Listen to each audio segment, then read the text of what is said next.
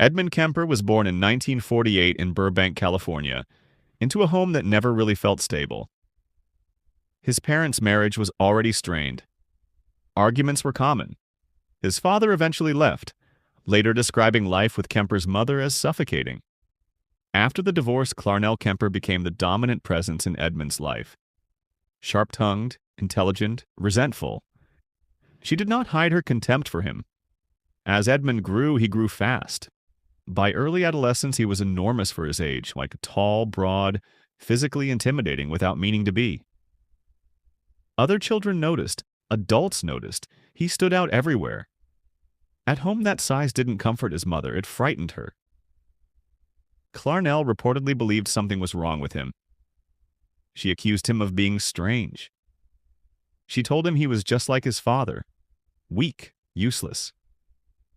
She made comments suggesting no woman would ever want him. According to Kemper, later in life, the humiliation was constant. And then there was the basement. At night, she made him sleep there, separated from his sisters. She feared he might assault them. Whether that fear was instinct, paranoia, or based on behavior she saw, we can't fully know. What we do know is that she treated her teenage son like a threat inside his own home. Picture that dynamic. A boy already socially isolated, already physically different. Being told not implicitly and explicitly, that he is dangerous, that he is something to be contained. Isolation doesn't shrink resentment, it concentrates it. Kemper later admitted he had violent fantasies as a child. He staged mock executions with toys. He rehearsed control scenarios in his mind. His mother's fear may not have come from nowhere, but instead of intervention, there was ridicule. Instead of therapy, there was confinement. By 15, the tension between mother and son had become unbearable. So she sent him away to live with his paternal grandparents on a ranch in North Fork, California. It was supposed to calm him down. Rural air? Distance from conflict. For a while it looked stable, but resentment doesn't disappear just because the scenery changes. Kemper later described his grandmother Maud as critical and sharp, someone who belittled him and nagged him. We only have his account, but what's consistent is this. He felt diminished by the women in his life. On August 27, 1964, that internal pressure broke. His grandmother was sitting at the kitchen table when Kemper walked in with a rifle. There was no explosive argument reported, no dramatic buildup. He shot her. Years later, when asked why, his explanation was chilling in its simplicity. He said he wanted to see what it felt like. Not rage, not revenge, curiosity. After killing her, he didn't spiral, he didn't run. He waited calmly for his grandfather to return home from grocery shopping. When he arrived, Kemper shot him too. He would later say he killed his grandfather so he wouldn't have to see what had happened to his wife. That statement reveals something important. Even at 15, Kemper was rationalizing, framing his violence as almost protective. He was constructing a narrative for himself. When police arrived, they didn't find a hysterical teenager. They found a towering, quiet boy who cooperated. He was arrested and evaluated. Psychiatrists initially diagnosed him with paranoid schizophrenia. He was sent to Atascadero State Hospital, a secure facility for criminally insane offenders. But over time, something became clear. He wasn't delusional.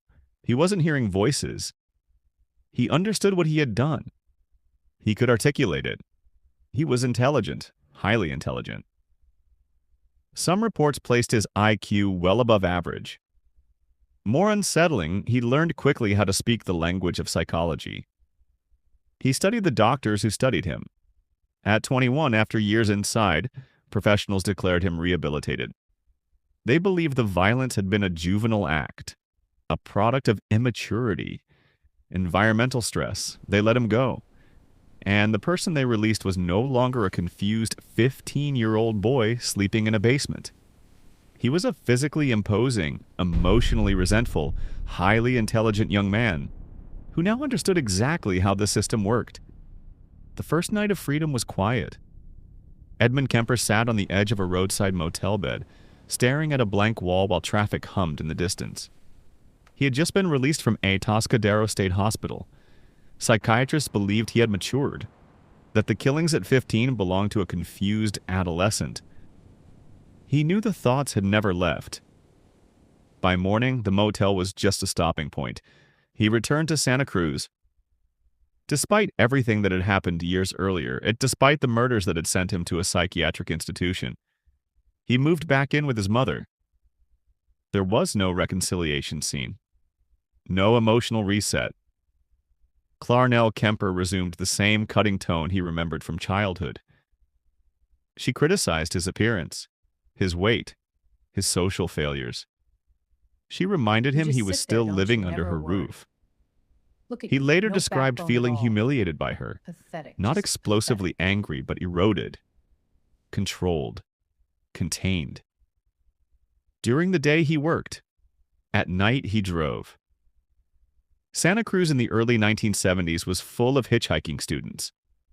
It was common, especially among young women traveling between campus and town.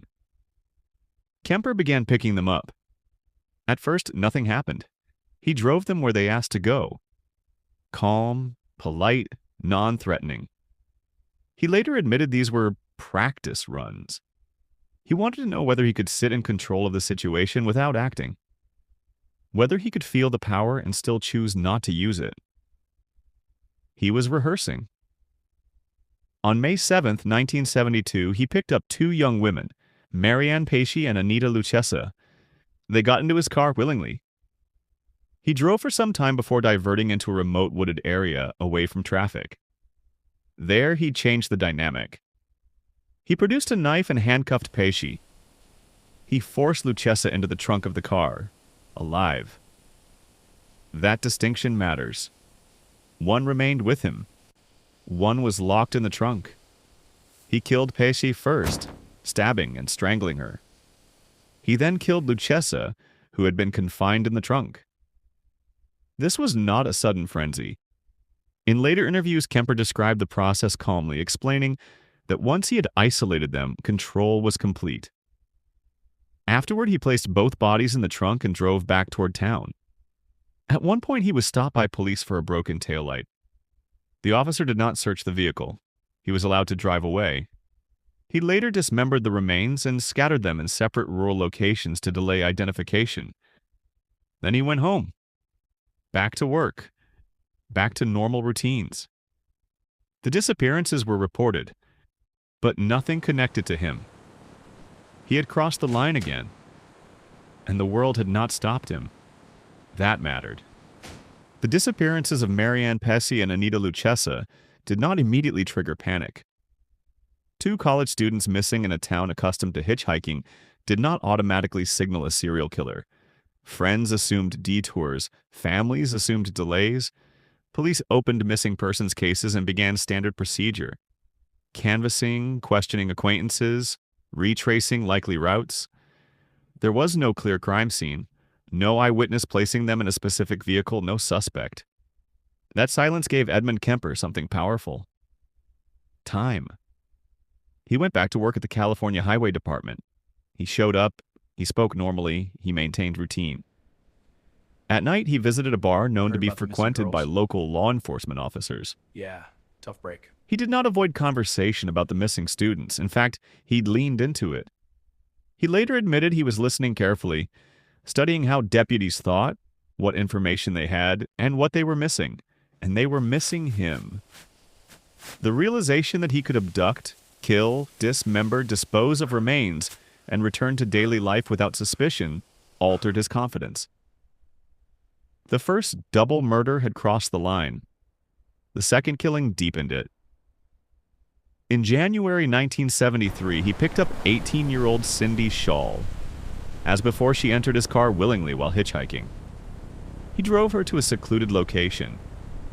There, he forced her into the trunk of his car. He then shot her. She was dead before he drove anywhere else. This time, he did something new. Instead of disposing of her immediately, he drove back toward Santa Cruz. He brought her body into his mother's house. That escalation is critical. The earlier murders had been geographically separate from home. Now he was collapsing that boundary. Inside the house where he felt humiliated and belittled, he dismembered her remains. He later disposed of the parts in separate locations, again attempting to delay identification. Then he returned to routine, work, conversation, normalcy. In February 1973, he killed again. Rosalind Thorpe and Alice Liu. Both were students. Both were hitchhiking. Both entered his vehicle voluntarily. The pattern repeated. Isolation, control, murder, dismemberment, separation of remains. By this stage, investigators were no longer dealing with isolated missing persons. The demographic was consistent. Young female college students, hitchhiking, disappearing within Santa Cruz County. The press began paying attention. Families grew louder. Police resources increased. And still, Kemper remained outside suspicion. He continued socializing with deputies at the bar. He listened as theories formed. He watched officers debate possibilities. He understood something that frightened even him later. He was not being hunted. He was invisible. In later interviews, Kemper stated that the co-ed murders were not driven by personal hatred toward the individual victims. He described them as substitutes, stand-ins. The resentment he felt toward his mother, toward humiliation, toward rejection, had not diminished. It had been displaced. The killings were building pressure, and the pressure was moving closer to home.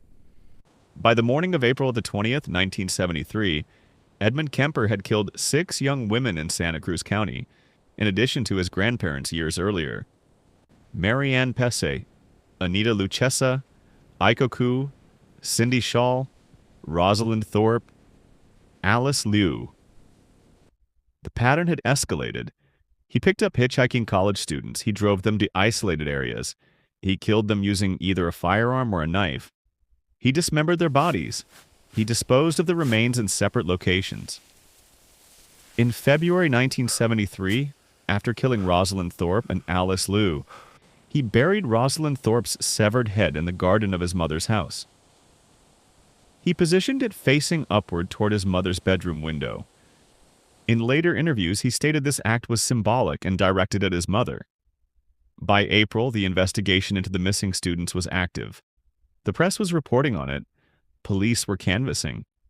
But Kemper had not been identified as a suspect. Inside the house, his relationship with his mother, Clarnell Strandberg, remained strained. They argued frequently. In the early hours of April 20th, after Clarnell returned home from a social event and went to bed, Kemper entered her room.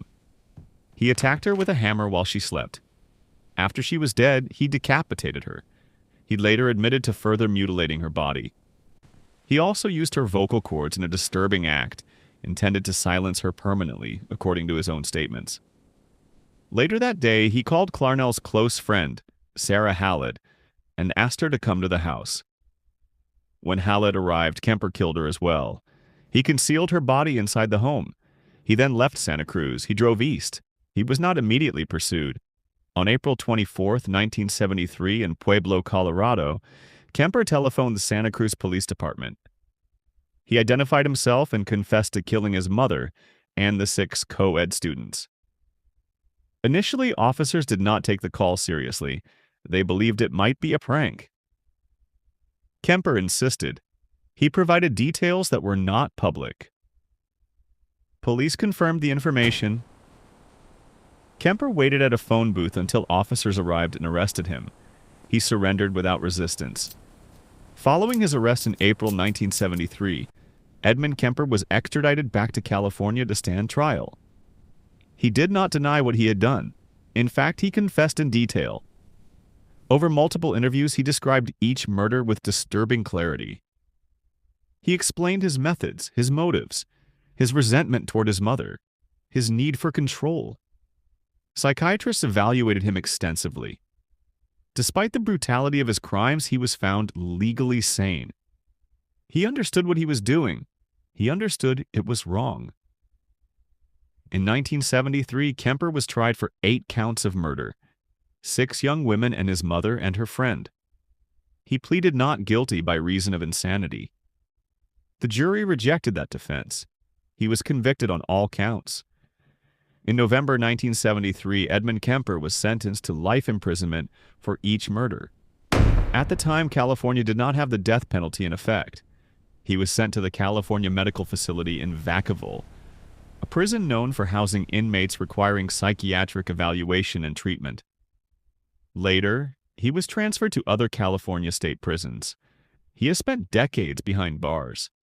Kemper has given multiple interviews over the years, including to FBI agents developing criminal profiling techniques.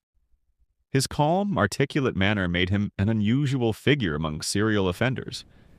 He has been denied parole repeatedly. As of today, Edmund Kemper is still alive. He remains incarcerated in California. So, what was wrong with him? That question has been debated for decades. Severe childhood trauma, chronic humiliation, deep resentment toward his mother, paraphilic fantasies that escalated into violence, a need for dominance and control. But none of those explain away responsibility. He knew what he was doing. He chose to do it. And when he finally called police, he didn't claim madness. He said he had simply run out of energy. 8 lives taken, families destroyed, a community shaken, and a man who believed himself invisible until he decided to mend it.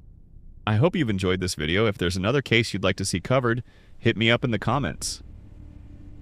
Don't forget to like, share, and subscribe.